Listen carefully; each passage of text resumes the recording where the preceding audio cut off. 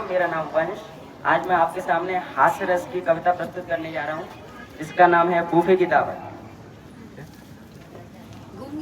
आप माने या ना माने, हमारे लिए सबसे बड़ी आफत बूफे की दावत।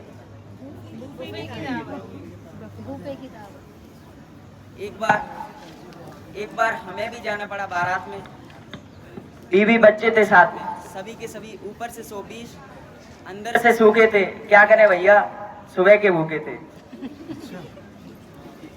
जैसे ही खाने का संदेशा आया हॉल में, भगदड़ सी मच गई पंडाल में। सभी एक के ऊपर एक बरसने लगे, जिसने झपट लिया तो झपट लिया, बाकी सब खड़े खड़े तरसने लगे। एक आदमी हाथ में प्लेट लिए इधर उधर चक्कर लगा रहा था।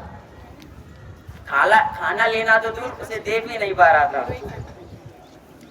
दूसरा आदमी अपनी प्लेट में चावल की पूरी तस्तरी झाड़ लाया था, उससे कहीं ज्यादा तो अपना कुर्ता ही फाड़ लाया था। तीसरी एक महिला थी जो ताड़ के वृक्ष की तरह तनी थी। उसकी आधी साड़ी तो पनीर की सब्जी में ही सनी थी।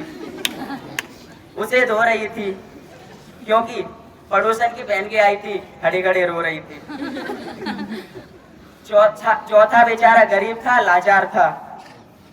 चौथा बेचारा गरीब था, लाचार था, इसलिए कपड़े उतारकर पहले से ही तैयार था। पांचवा एक पहलवान था, अकेले ही सारे झटके सह रहा था। भीड़ में घुसने से पहले दंड फेल रहा था। छठा इन हरकतों से बड़ा परेशान था, इसलिए बीवी बच्चों से ज्यादा उसका प्लेट पर ध्यान था। सातवां तो कल्पना में ही खा रहा था, खा दूसरा रहा था, मुंह अपना चला रहा था। आठवां का तो मालिक ही रब था, प्लेट उसके हाथ में थी मगर हलवा गायब था।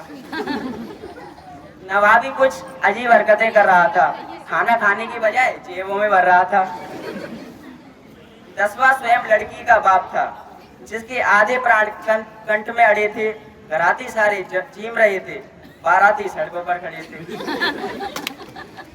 देखते हुए ये हाल हम अपनी पत्नी से बोले, डियर लौट चले सही सलामत। बस फिर क्या था, इस बात पर पत्नी बिगड़ गई।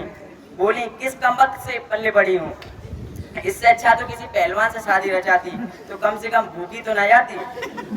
पर इससे शादी रचाकर आज तक अपने मन को कचोट रही हूँ। जिंदगी में पहली बार किसी शादी से बिना खाना खाए लौट रही हूँ। धन्यवाद।